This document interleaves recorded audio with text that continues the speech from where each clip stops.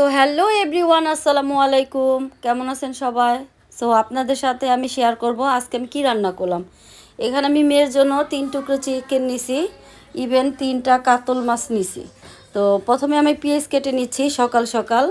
তো দেখুন আমি কি রান্না করি। তো চুলায় কড়াই বসাই দিলাম, তেল দিলাম, ইভেন এখানে আমি পেঁয়াজ দিয়ে দিলাম, দারচিনি, গরম মশলা, এলাচ, তেজপাতা, এটা আমি ভেজে নিব কিছু সময়। তো আমার এটা ভাজা হয়ে গেছে।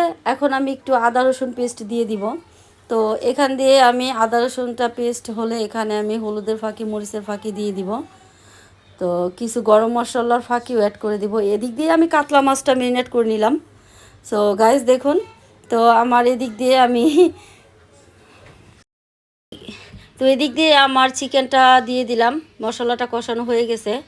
তো এদিক দিয়ে পোলাও বসাই দিলাম, মেয়ে পোলাও খাবে। তো পোলাওটা দেখুন আমি এখন গরম পানি দিয়ে দিলাম পোলাওর ভিতরে। এদিক দিয়ে আমার পোলাও হয়ে যাচ্ছে, চিকেনও হয়ে গেছে।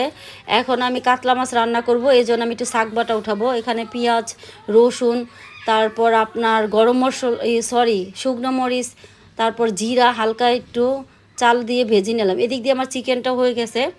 সো এখান দিয়ে আমি টমেটো সসটা বসাই দিলাম, টমেটো চাটনিটা বসিয়ে দিয়েছি, দেখেন কি কালারটা হয়েছে। এদিক দিয়ে আমি কাতল মাছটা ভেজে নিব। সো গাইস দেখুন আমার কাতল মাছটাও ভাজা হয়ে গেছে। এখন এদিক দিয়ে আমি কাতল মাছের জন্য পেঁয়াজ ময় মশলা দিয়ে মশলাটা কষাই নিব। তো আমার কাতল মাছের রান্না হয়ে গেছে, এখন আমি কাতলা মাছটা দিয়ে দিব। সো দেখুন কালারটা কি জোস হয়েছে। সো এদিক দিয়ে আমার ভাতটাও হয়ে গেছে, ভাতটা উঠে ফেলেছি। এখন আমি কাতল মাছের মধ্যে ঝোল দিলাম, মাছটা এড করলাম। তো গায়েস দেখুন আমার কাতল মাছটা হয়ে গেছে। এখন এটার সাথে আমি কিছু কাঁচামরিচ ফেলে দিব, তারপর ধনে পাতা দিব।